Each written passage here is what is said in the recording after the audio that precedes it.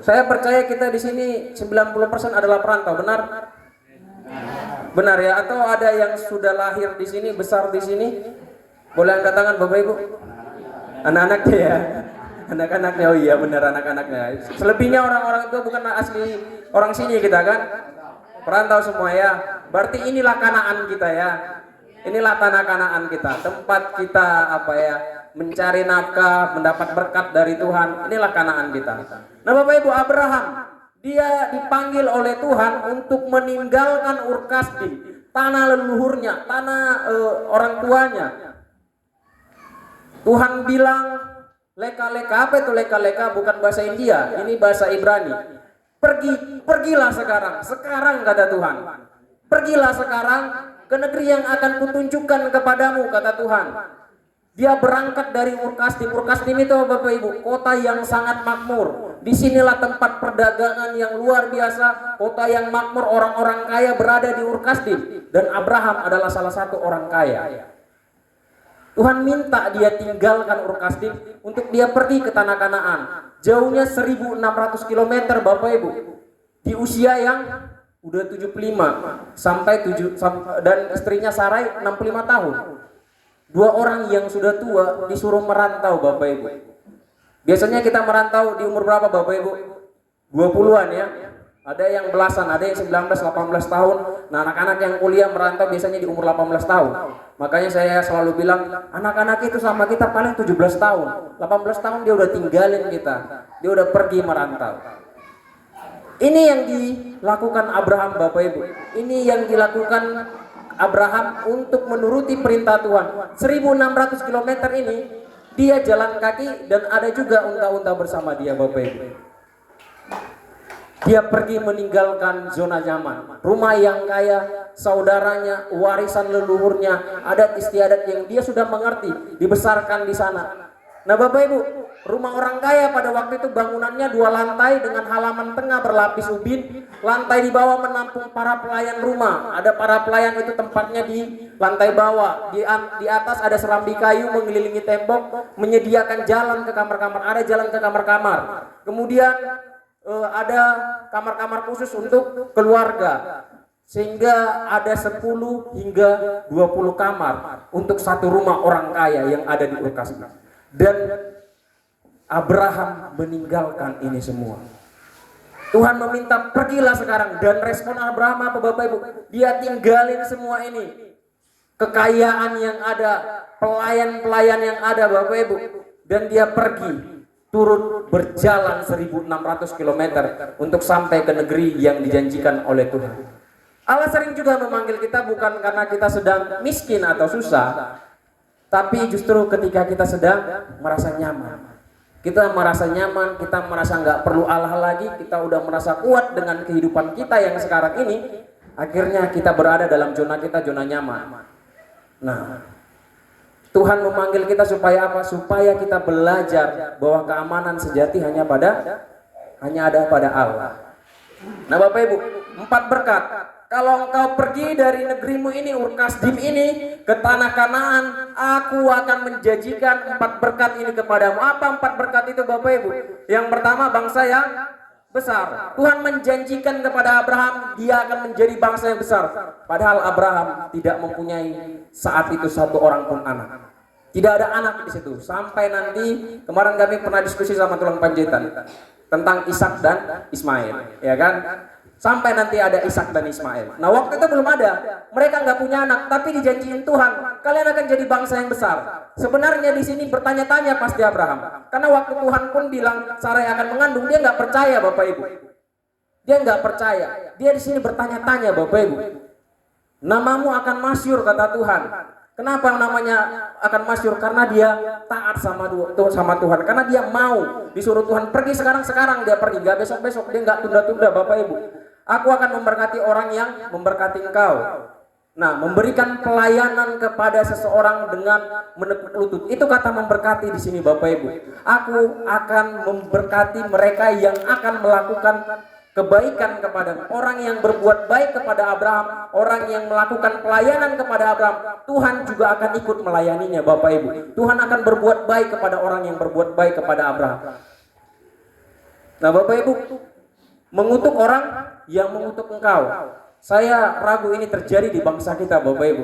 Karena bangsa kita seringkali mengutuki bangsa Israel.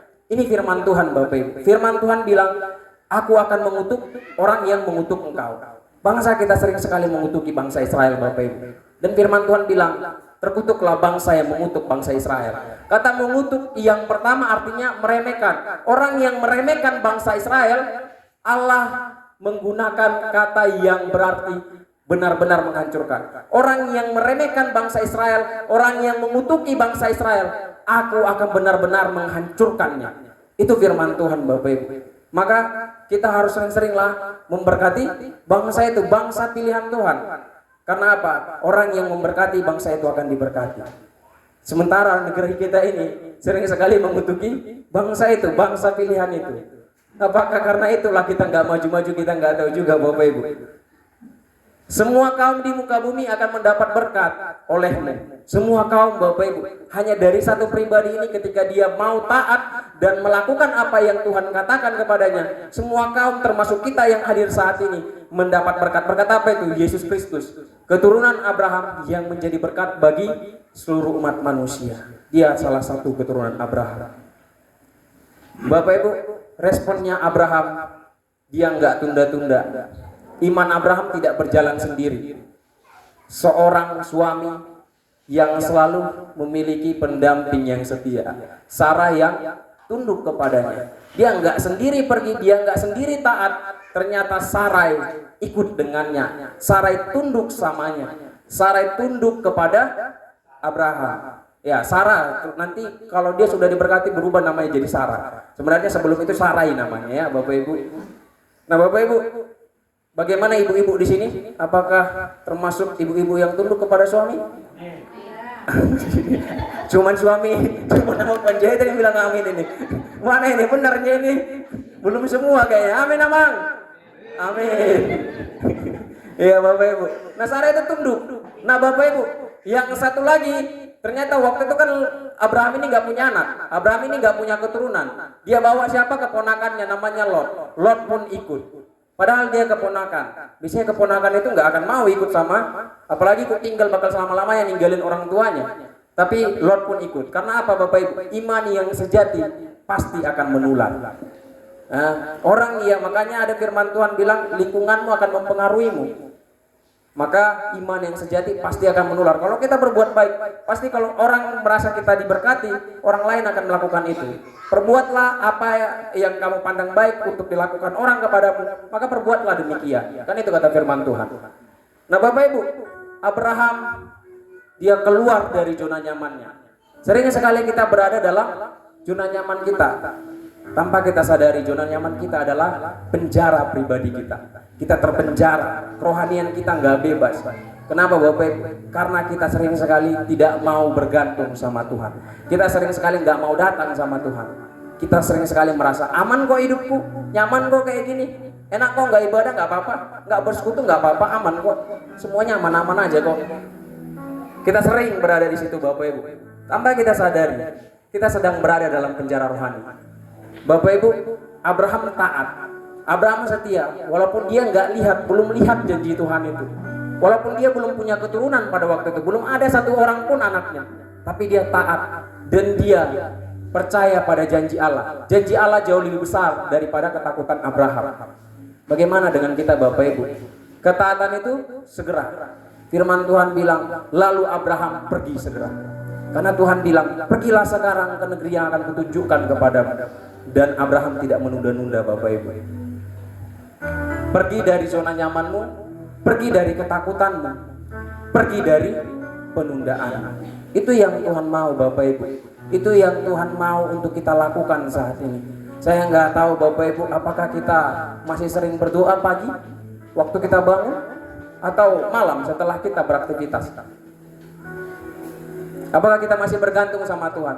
Atau udahlah, gitu juga yang berdoa nggak diberkati juga, yang nggak berdoa sama aja yang nggak berdoa sama yang berdoa. Atau kita punya pikiran seperti itu Bapak Ibu.